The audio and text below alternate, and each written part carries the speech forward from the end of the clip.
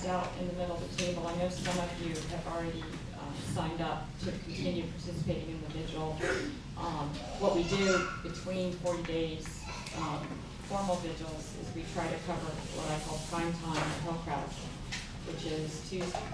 Anytime there's a sorrowful mystery, so that Tuesday and Friday, and Thursday and Saturdays are when Hillcrest is open and performs abortions.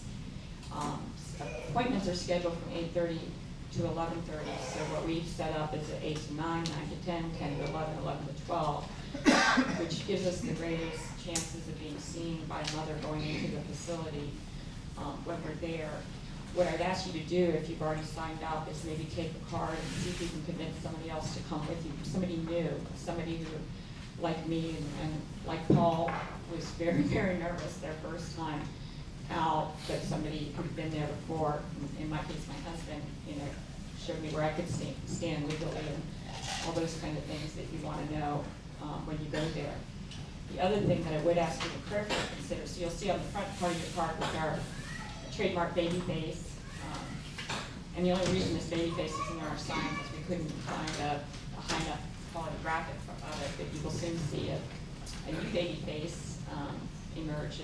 Joanne Coughlin took some pictures of a baby that who was born. That's a mixed race baby, and just so cute and so beautiful. So if you haven't already, click it, check a date or an hour or a time that you're willing to pray.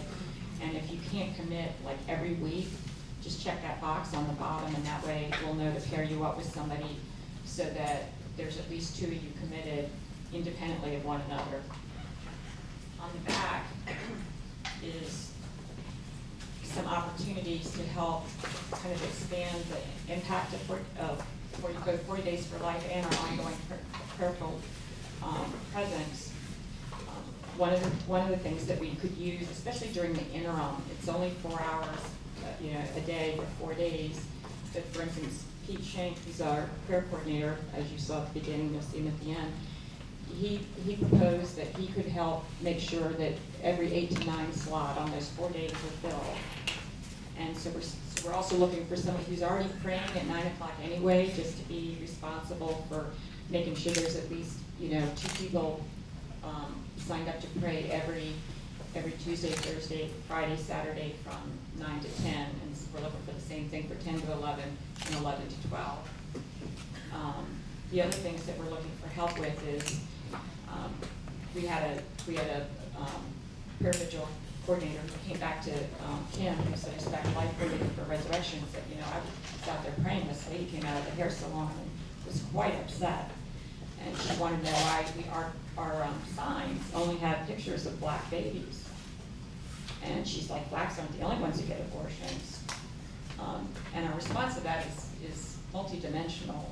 One is she should be upset, because as you all know, abortion disproportionately affects minorities in general and blacks in particular. And take the time, if you will, to make yourself familiar with the contents of the vigil box, because we have some great resources in there, beginning with where have all the black children gone.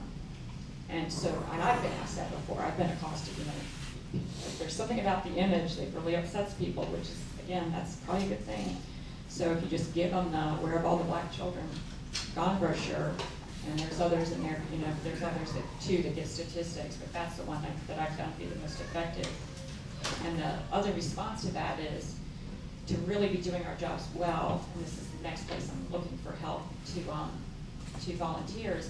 We should be calling on every single tenant in that building, in the suburbia building, because if we did, well, one, we might even find out we've got a couple of very pro-life businesses that might give us permission to keep our signs in their building or have a legal reason to be on the premises.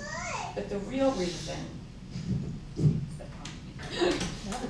stop Tommy Coughlin. Let the record show.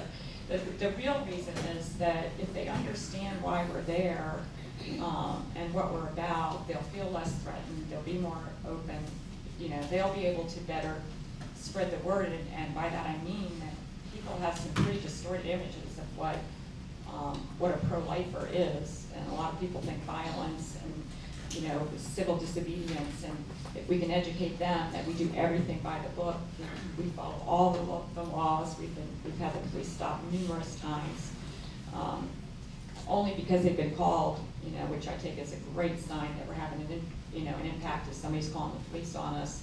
And to a man, and I haven't been stopped by a police officer yet that's a woman, but to every police officer who's ever stopped has told us how they support what we do. And, you know, the last guy told me if he wasn't wearing his badge and his uniform, he'd be they're praying with us. So we have a really great opportunity to educate the people in that building. By now, most of them may have figured out that there's an abortion facility, but I still don't think that everybody knows why we're doing what we're doing, and that we're praying for the people, not against them. Apparently people think we're praying against them. And so so that's the community outreach, both in the building, and then we've got some leaflets that just door hangers that you can go door to door and just explain what we're doing. We're praying for an end to abortion in your neighborhood, in your backyard. This is what's happening to babies. And the other things are, if you can help us raise money, there's always costs for doing programs and events like this. Maybe you know some vendors that would like some publicity or in-kind donations. It'd be great if we had like a camera with a tripod that we could use for security reasons. We're encouraged to actually film ourselves, just have a camera going the whole time, so that if we're accused of trespassing, we can prove that we weren't, so to speak.